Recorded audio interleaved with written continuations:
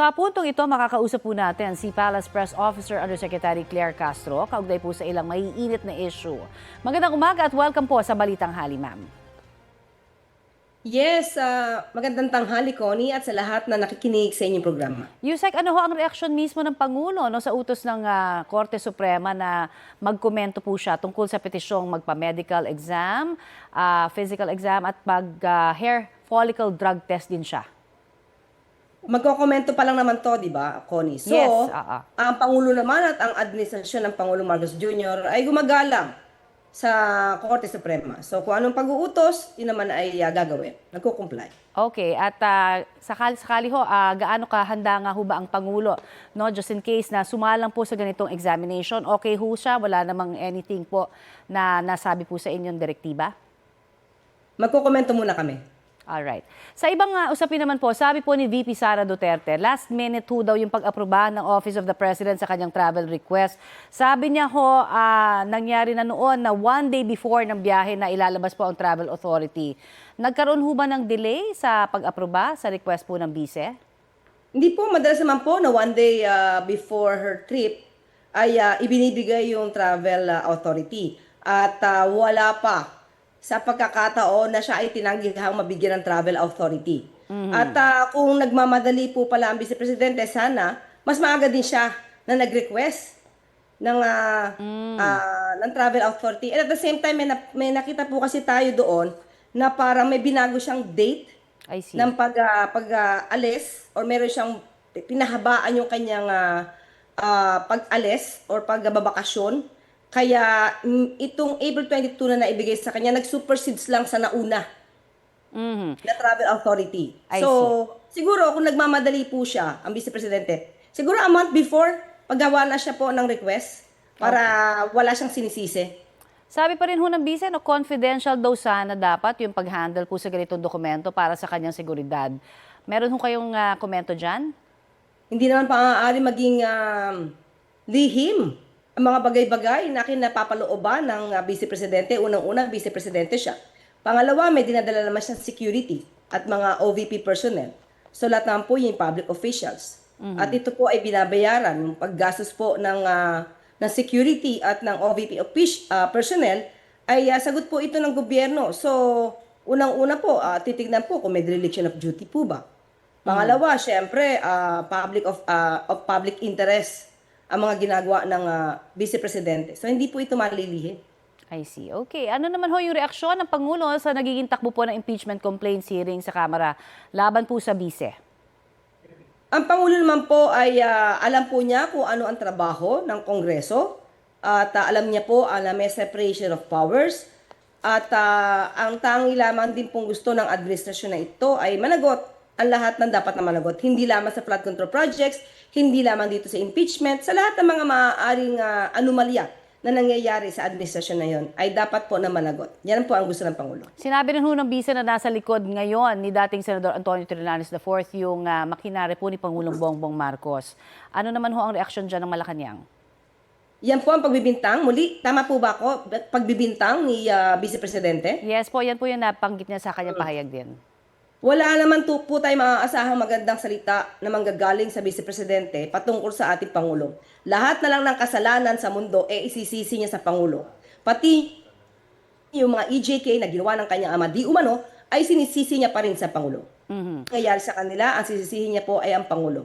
At yan po naman ay wala pong kinalaman kung ang transaksyon po na ito ay dati pa siyang mayor, dati siyang vice mayor, wala pa po sa posisyon bilang presidente si Pangulo Marcos Jr. So yung mga transaksyon na umikot at na ipakita po ng AMLAC na bilyong-bilyong piso, hindi naman po kasama ang Pangulo sa transaksyong kanyang pinaupalooban. So paano magiging kasalanan ng Pangulo ito? Okay. Ito po, follow-up lamang din po doon sa pagbubukas naman. Ito pong box po ng tax records po ng Vice Presidente at ng kanyang asawa. Ang sabi po ni dating BIR Commissioner Kim Menares, maaari daw mag-request ang BIR Commissioner ngayon sa Pangulong Bongbong Marcos na mapirmahan ito para mabuksan. Willing ho ba ang Pangulo kung sakasakali ho na i-request ito ng BIR na pirmahan para ho mabuksan na itong kanyang tax records po ng Bise?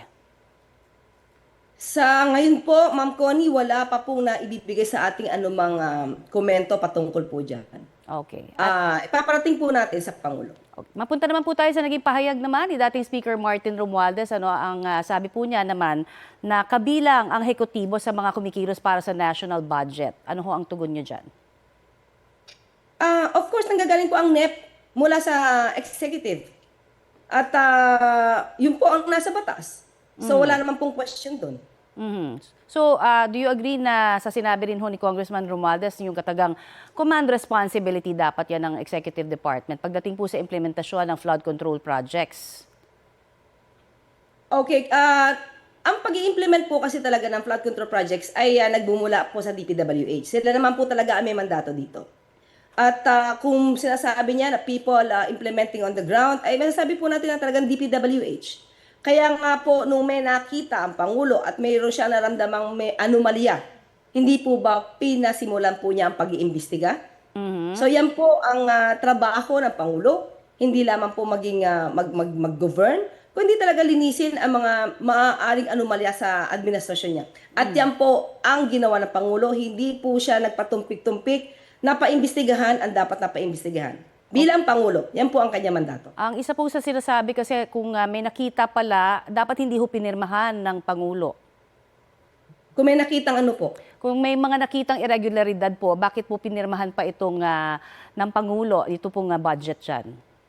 hindi naman po agad makikita kung may anomalya ang budget.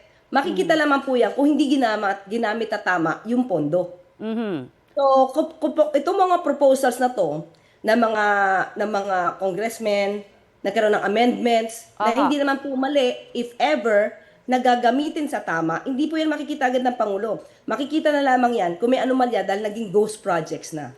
Okay, may Kaya doon magpapaimbestiga. Kung nagkaroon ng ghost projects, hindi ginamit ang tamang na pondo, doon dapat magpaimbestiga ang Pangulo. may impormasyon ho ba kayo kung nagkausap na rin ho ang Pangulo at ang kanyang pinsan na si Congressman Romualdez kamakailan? Wala po eh. Personally, ako wala po talaga. Ako nakikita ko nag-uusap sila. Pero sa aking pagkakaalam ay wala po talaga. Okay. Kaugnay naman ho sa response ng gobyerno sa energy crisis ngayon, bukod po sa tulong sa mga PUV driver, may inihahanda rin hong tulong ba ng ayuda ang gobyerno, lalo na dun sa mga negosyante at manggagawa na rin ho, naramdam na rin yung effect, syempre itong mahal na langis. Ang gusto naman po ng Pangulo ay balanse ang pagpapatupad ng anumang programa sa lahat ng stakeholders. Pero ang inuna po talaga ng Pangulo sa ngayon ay ang mga tsuper, operator na talaga pong direktang na hit no? Ng pagtaas ng presyo ng krudo. At unti-unti po, meron na po tayong mga programa sa SSS, GSIS, sa Pag-ibig, at pati po ang DOH para po maagapayan ng ating mga kababayan, pati mga OFWs. Marami po programa, hindi lamang po ito para sa transport sector. Marami naman po, pati sa magsasaka at sa mga mangingisda ay maraming proyekto po at programang Pangulo. Okay, ito nga pong energy crisis na ito, laging usapin ho yung budget no, para sa short-term, long-term solution. Yung pong naitatag pong Maharlika Wealth Fund, hindi ho ba kaya daw makakatulong yun ngayon, lalong-lalo na sa pangangailangan po ng mga kababayan natin? Hindi po pa ako na-update patungkol po sa Maharlika Wealth Fund. Ipapaalam ko po dahil hindi pa po sa atin ito na-i-issue ngayon. Alright. Marami pong salamat sa inyo pong oras na ibinahagi sa amin dito sa Balitang Hali, ma'am. Maraming salamat sa iyo, Connie. Yan po naman si Palace Press Officer Yusek Claire Castro. Susubukan po nating hinga ng reaksyon si Vice President Sara Duterte kaugnay sa mga pahayag ni Yusek Castro. Papunta na ang high-level coordinating team ng gobyerno ng Pilipinas sa Czech Republic para asikasuhin ang pagpapabalik kay dating Congressman Zaldico na wanted sa mga kasong graft at malversation kaugnay sa substandard flood control project sa Oriental Mindoro. At live mula po sa Prague, Czech Republic, kuha tayo ng update kay Maris Umali.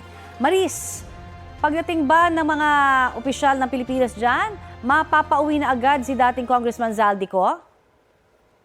Nako, Connie, kung yan ang inaasahan ng ating pamahalaan, It will not happen. According po yan, doon sa nakapanayam nating migration law expert na si Magda Faltova ng Association of Integration and Migration dito sa Czech Republic. Bago kasi pagtuunan ng pansin ng Czech authorities yung mga kaso ni Zaldico dito sa dyan sa Pilipinas, uunahin muna nila yung paglabag ni Ko sa Czech immigration law. At ito nga yung tangkang pagtawid niya sa border sa Germany nang walang kaukulang dokumento. At Connie, kung tutuusin, kahit na halimbawa ay matalo si Ko doon sa korte, ay pwede siyang umapila sa appeals court at pwede pa siyang pumunta sa pinakataas-taasan, yung highest administrative court. So it will take months to even a year, Connie. Bakit mas gusto ng Department of Justice na ipa-deport na lamang si Zaldico? Kasi Connie, yan yung mas simple at mas mabilis na paraan na legal na proseso yung deportation. Ayon kay Faltova, hindi na kailangang humarap ni Ko sa korte dahil pulis ang nagdedesisyon tungkol sa immigration law violations. Yun ay magiging posibleng sanction sa kanya, no? Kapag talagang mapatunayan na siya ay lumabag sa immigration law, deportation ang parusa. So mas magiging mabilis yan. Pero madalas tumatagal din yan ng aabot sa 90 days ang immigration detention at mahaba na yung 1 taon in some cases. Extreme cases daw, Connie. At bakit daw kaya mas komplikado yung dadaan pa sa extradition process ko? Una, Connie, mahirap talaga kung extradition. No? Una, wala tayong extradition treaty sa Czech Republic. Pangalawa, kailangan ding suriin ng korte sa Czech Republic kung yung mga kaso laban kay Zaldico ay parehong itinuturing na krimen sa Pilipinas at dito sa Czech Republic. In this case, corruption. Although mahigpit din naman talaga ang Czech Republic sa corruption, pero kailangan nila mapatunayan na talagang pareho ang yung weight, no? At kailangan makakatulong daw talaga kung may red notice from Interpol na ipadala dito sa Czech Republic. At doon nila sisimulang suriin yung criminal liability ni Zaldico. At isa pa, Connie, susuriin din ng Czech authorities kung malalagay ba sa panganib ang buhay ni Ko kapag inuwi siya dyan sa Pilipinas, kung mapapersecute ba siya kung sakasakali. At ano pa bang po pwedeng gawin ng Pilipinas para makumbinsi ang Czech Republic na i-turn over na si Zaldico? Maganda naman na, Connie, yung ugnayan ng Pilipinas sa Czech Republic, no? At katunayan nga, yung pagpunta dito ng high-level coordinating team ay it really sends a very strong signal according to Faltova. At sabi din ng DOJ, magandang senyalis din na willing makipag-usap ang Czech authorities sa Pilipinas.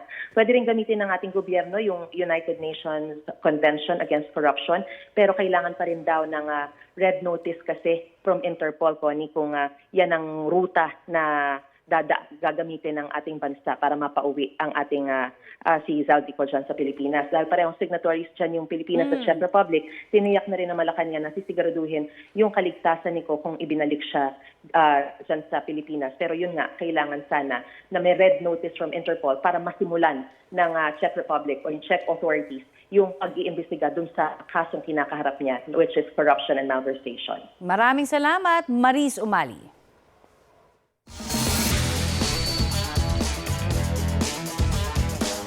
Pasok na sa round of 16 ng Madrid Open Doubles si Pinay tennis star Alex Ayala at kakampi niyang Turkish player na si Zeynep Zonmes.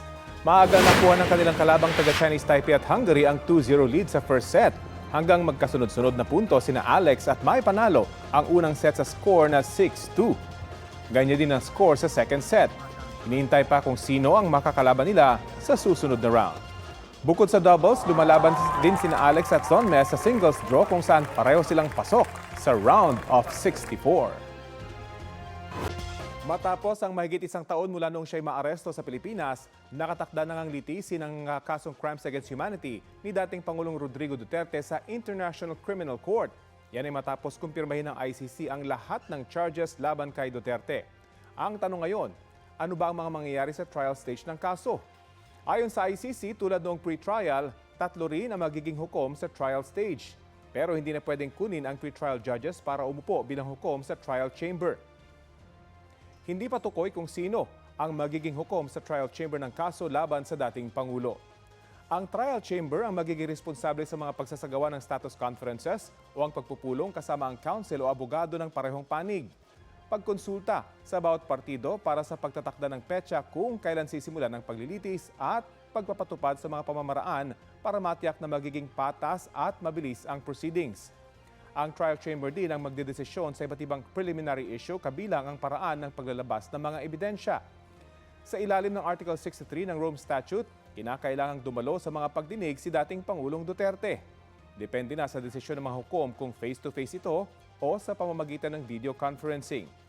Bilang isang ICC suspect, kabilang sa mga karapatan ni Duterte ang gamitin sa pagdinig ang lingwaheng kaya niyang intindihin at salitain. Magpresenta ng ebidensya at magpatawag ng testigo. Magkaroon ng sapat na oras para paghandaan ang kanyang depensa.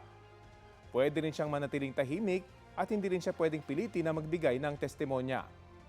Ang kasong Crimes Against Humanity ni Duterte sa ICC ay nag-ugat sa mga nangyaring pagpatay sa Davao City noong siya alkalde roon hanggang sa kanyang gyera kontra droga noong presidente na mula November 2011 hanggang March 2019. Hindi pa tiyak kung kailan magsisimula ang trial proper pero ayon kay ICC Assistant to Counsel Attorney Cristina Conti, posibleng simulan ito pagkalipas pa ng 8 buwan hanggang 1 taon.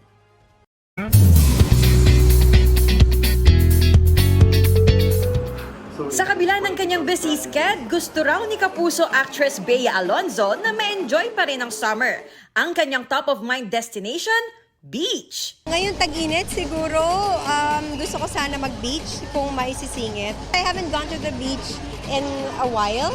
Medyo matagal na yung huli ko. So I really am looking forward to going back. I'm actually working this summer. I'm doing a soap. So yeah, watch out for that.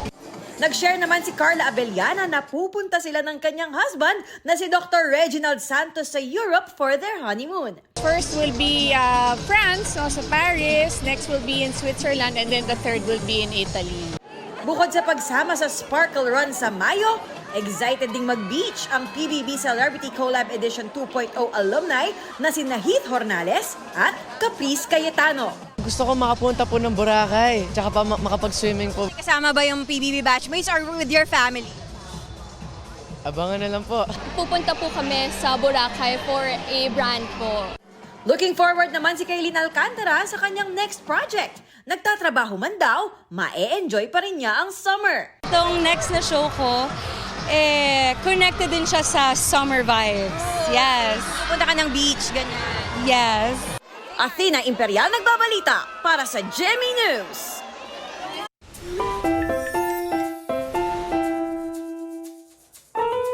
Viral online ang dance practice ng isang grupo sa Novaliches, Quezon City. Bukod kasi sa galing nila sa pagsayaw, may isang unexpected na nakihataw. Talon sa kaliwa, kembot sa kanan. Yan ang eksena ng 2-year-old na si Jordan. May pitik at may bitaw na para bang member talaga siya ng dance troupe na nagsasanay sa labas ng kanilang bahay. Pati dance formation ng grupo parang inaral din ng batang bibo. Kwento ni Youth Cooper Crystal Paz, nag-walking lang sana si Jordan kasama ng kanyang lolo matapos ang hapunan. Hindi raw niya inakalang magiging dessert ng kanyang anak ang dance floor. Viral online ang video with 1.1 million views. Trending!